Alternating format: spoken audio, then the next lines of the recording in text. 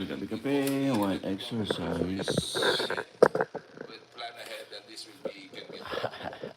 Dito naman sa Metro Manila, tinututukan na ng Meralco ang mga poste na sala sa labat o sangkaterba ang mga nakakabit na kable na pwedeng pamulan ng aksidente o disgrasya. Kagaya na nangyari kahapon sa Marikina at Binondo, Maynila, noong buwan. May mga nakasampay doon na hindi authorized. Hindi humingi ng permiso sa amin, hindi humingi ng permiso sa barangay or sa LGU.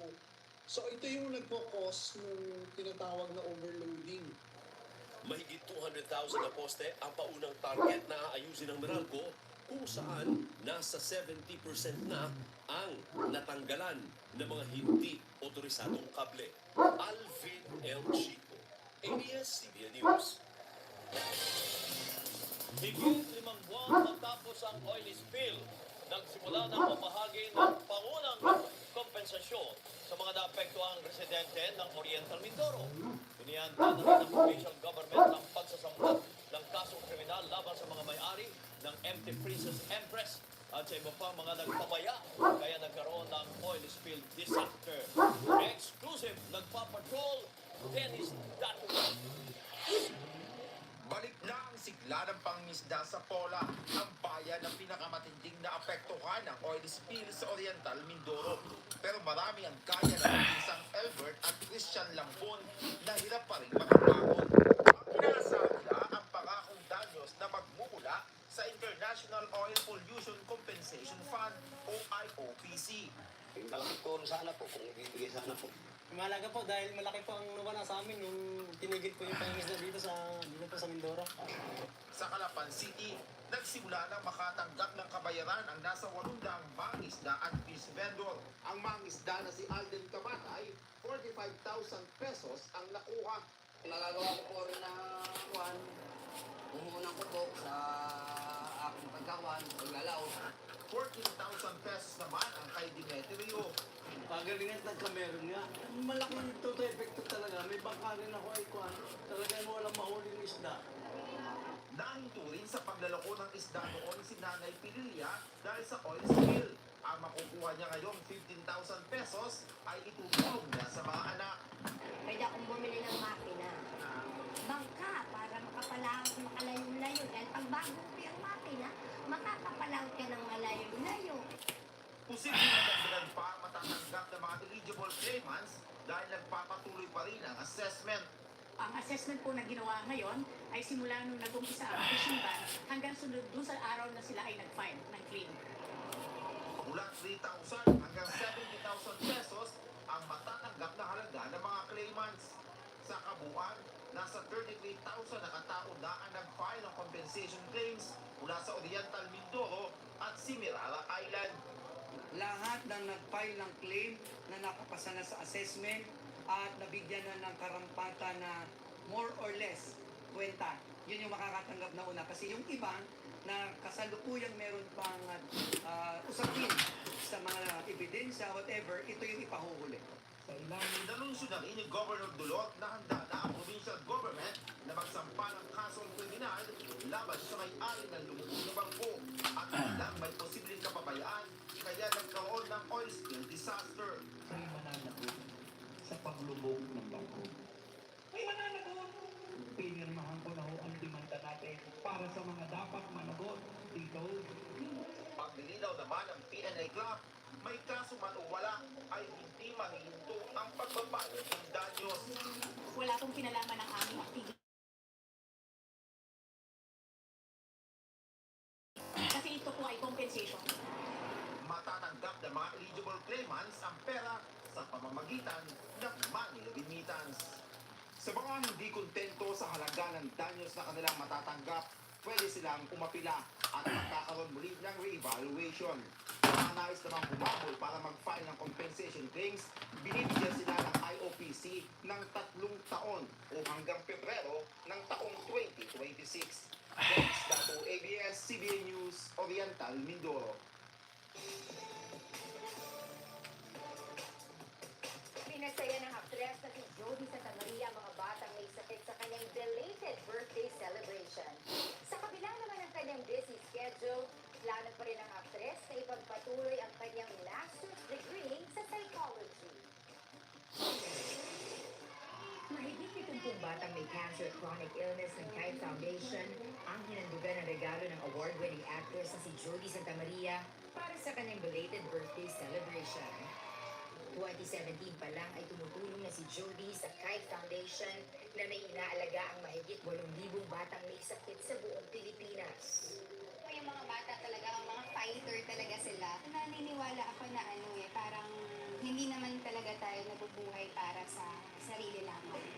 Diba? Whatever it is na meron tayo, yung biyaya na binigay sa atin ng Panginoon, ginagamit niya tayo as His vessel, parang His channel of blessing that makes life more fulfilling. Laking pasasalamat ni Jody sa dami ng mga biyayang dumarating sa kanya. Kabilang dito ang pagtangkilik ng fans sa seryeng Unbreak My Heart. Kwento niya, pinaghahandaan pa siyang isang espesyal na proyekto. Hindi madali that I train 4 times a week. Combination of so many things. But I'm just so thankful that I have the right people with me, coaching me, telling me what to do, not to do. Kasi this is all new to me. It's really physically demanding, nakakatakot. May mga pagkakataon na pinagdududahan mo yung sarili mo kung magagawa mo pa siya o hindi. Yun din yung mas nagpo-push sa akin na mas maging dedicated dun sa role na tinanggap ko. Dahil naman sa showbiz career, pinaplano na ni Jody na ipagpatuloy ang kanyang master's degree sa psychology sa susunod na taon. Once a week lang naman yun, 8 to 5 yung classes, and I said na parang magiging doable siya next year. So yun yung isa talaga sa in-instill sa akin ng lola ko at saka ng mami ko, kasi hindi naman well-to-do yung family namin, and talagang sinabi nila sa akin na importante yung education because number 1, isa yan sa mga bagay na hindi talaga mananakon sa'yo. Sa'yo yun. And pangalawa, nung maliit ako, ang sinasabi nyo na kapag nakatapos ka, mas magkakaroon ka ng laban. Mas maraming oportunidad sa buhay. Proud mom din si Jody sa kanyang uniko iho na si 30 na nasa kolehiyo na ngayon at kumukuha ng kursong HRIM. Bumuo ng soccer team ang Philippine National Police na sa tutugis kay expelled Negros Oriental representative Arnulfo Teves Jr. matapos maglabas ng e-warrant of arrest ang Manila RTC laban sa Teves at sa iba pa. Kaugnay naman ang pagpatay kay Negros Oriental Governor Roel Digamo ay kay PNP Acting Chief Colonel Gil Pajardo Ay, doggies. Teka, Teves. malaman kung saan nagtatago si Teves. Isa sa mga hamon naman sa kanilang pagtugis ngayon ay nasa labas ng bansa si Teves. Gayunman, mas paigingin naman nila ang koordinasyon sa International Police o Interpol.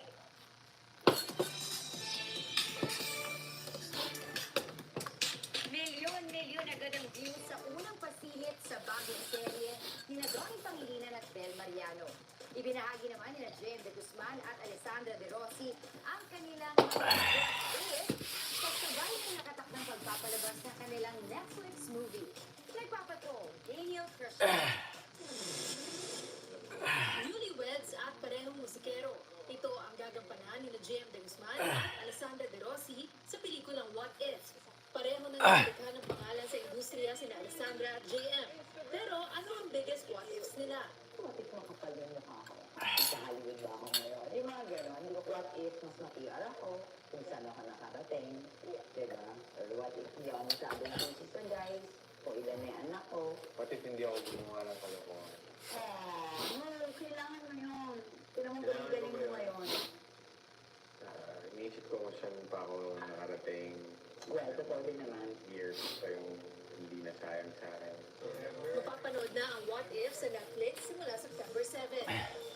Biyahing nila na ang kapamilya stars para sa Asap Natin Tomilan. Tumulak na kaninang umaga ang first batch kasabay si Piolo Pascual. Excited na si Maymay Entrata na muling mag-perform para sa mga kababayan sa Europa. Sa Milan naman nilalaunch ni Darren ang kanyang first single sa ilalim ng Star Music na Bibitaw Na.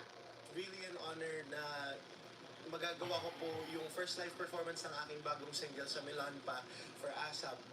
Lumipad na rin pamela ng Pinoy music icons na sina Asia Songbird, Regine Velasquez Alcacid, Concert King Martin Rivera, Divine Diva Shasha Padilla, at Prince of Pop Eric Santos. Sana may tickets na kayo and we're very excited to see all of you.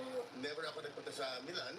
So excited kami lahat to perform for Ah, everybody. I understand from all over Europe they're coming to Milan to join us sa ASAP. Straight mula sa shoot ng kanilang upcoming primetime series, dumiretso ng NAIA sina Donnie Pangilinan at Bel Mariano para rin sa ASAP Milan. We're very excited, but actually, we just got off of our shoot kasi so parang medyo nagsisinkin pa. But I feel like I feel it once we're inside the plane, once na makatapak na talaga kami sa Italy. Ito yung nilolook forward talaga namin is to see everyone there, to perform for them, and to just give them a glimpse of home. And Patong ang unang pasilip sa Don Bell series na Can't Buy Me Love. Pumalo agad sa milyon-milyong views ang teaser ng kanilang first primetime series na mapapanood simula October. Genyo Krishnan, ABS-CBN News.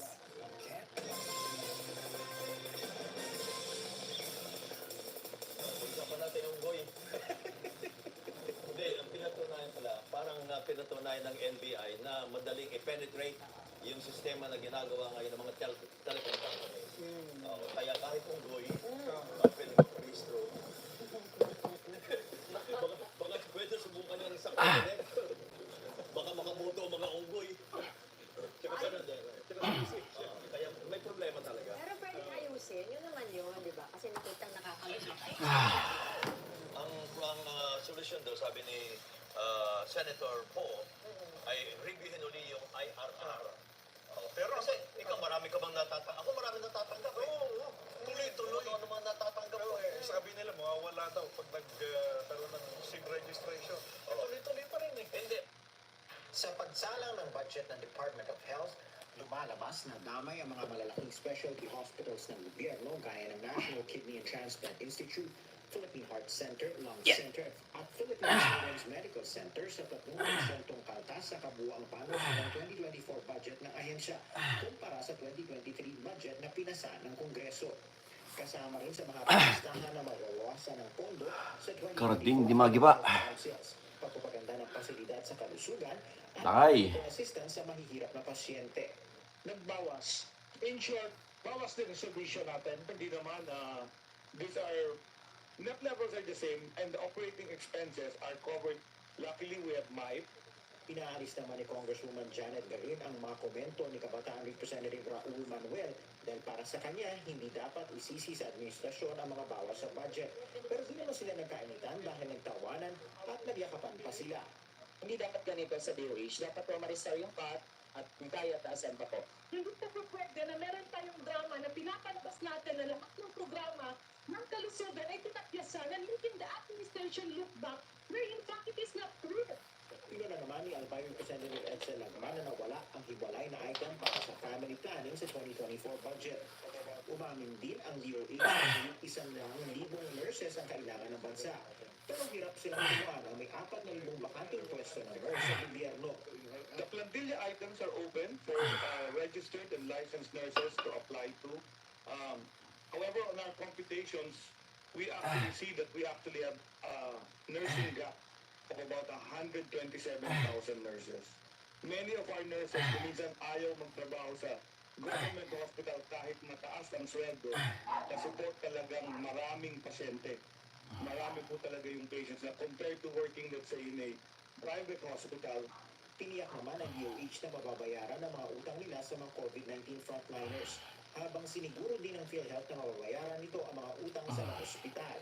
I'm happy to state to Honorable Congressman that we will completely, hopefully, or very high percentage po, within 90 days, no?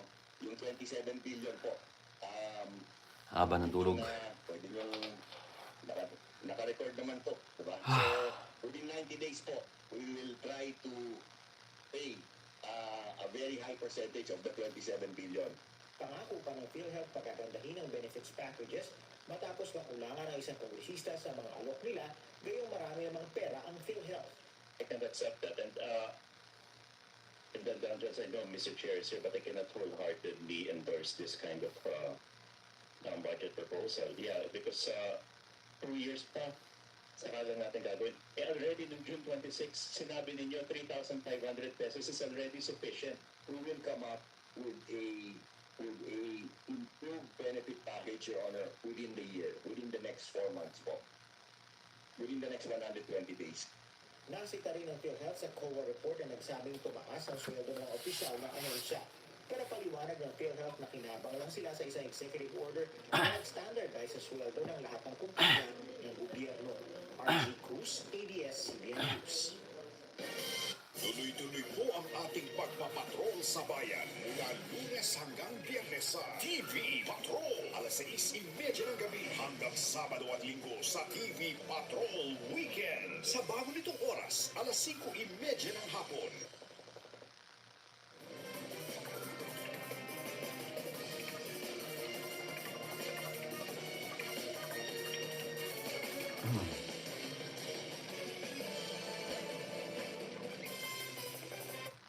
As ISIS were to spread torture and terror through the Middle East and beyond, the group was also filling social media with propaganda videos trying to recruit new members to join its so-called caliphates. But not all video worked to the group's advantage. In Aleppo, ISIS members were being recorded without their knowledge while they were performing their murderous work.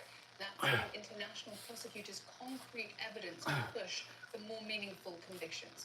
Jumana Karaja has the details and a warning to you that her report contains disturbing and graphic video. Answering the call to unite under one flag. This is the source of our glory. It was an ISIS hallmark. Slick media productions terrorizing the world. It's what they wanted us to see. But not this.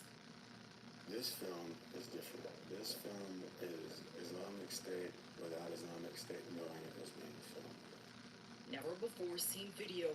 Inside the group's headquarters in the Syrian city of Aleppo in 2013, the children's hospital turned into a house of horrors. CCTV video that captures the reality of the Islamic State, where torture was routine. Hundreds of Syrians were held in this makeshift prison. Many never made it out to tell their stories. Others did, including some Western hostages with chilling accounts of what they survived and witnessed. We could hear the Syrian prisoners in the first places where we were detained, in the Aleppo hospital, for instance. We could see some of them in the corridors, and we could see some people lying in their blood. This video was much more than just a snapshot of ISIS's reign of terror.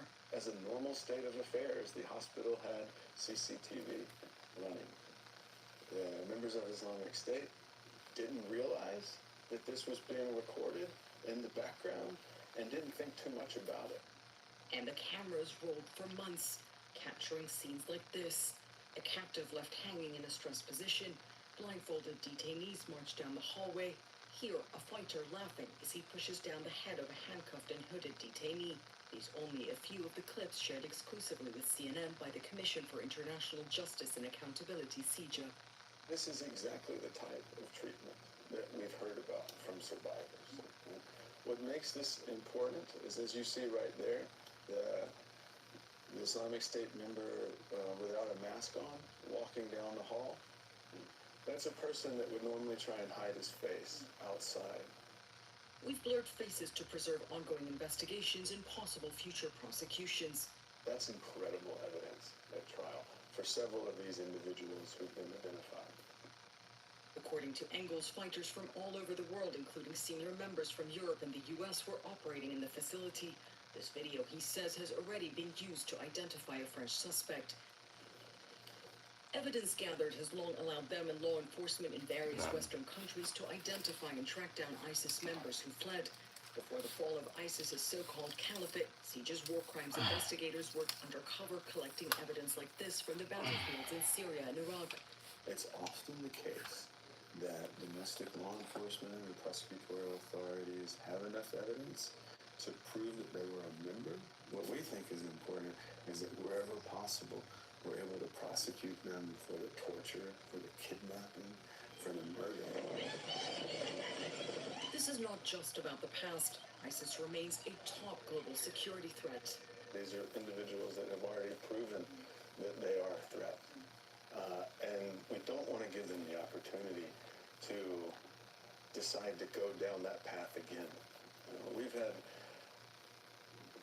several hundred requests for information. Our law enforcement partners have not at all forgotten about the conflict.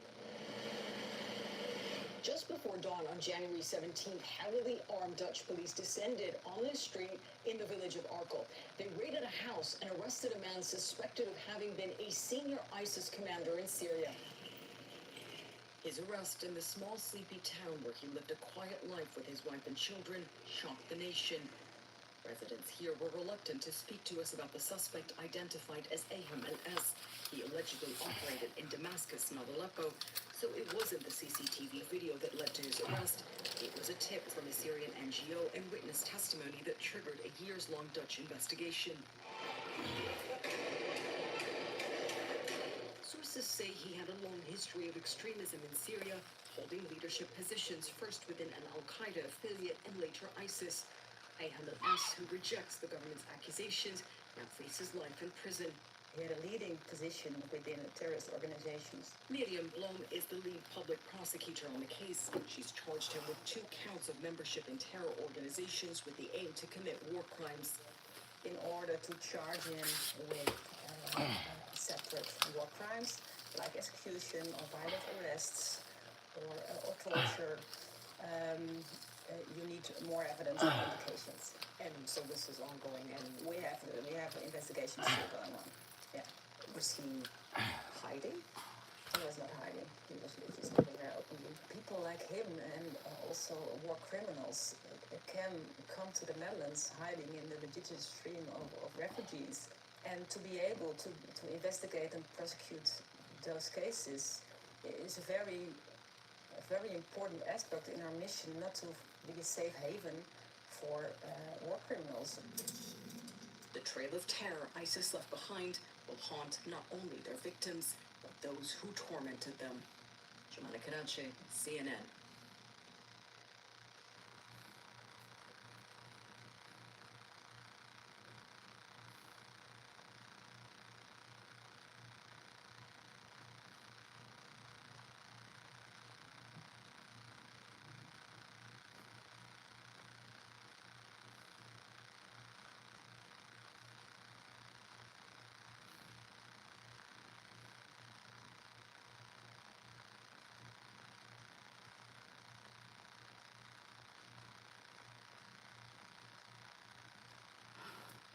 Okay, that's it.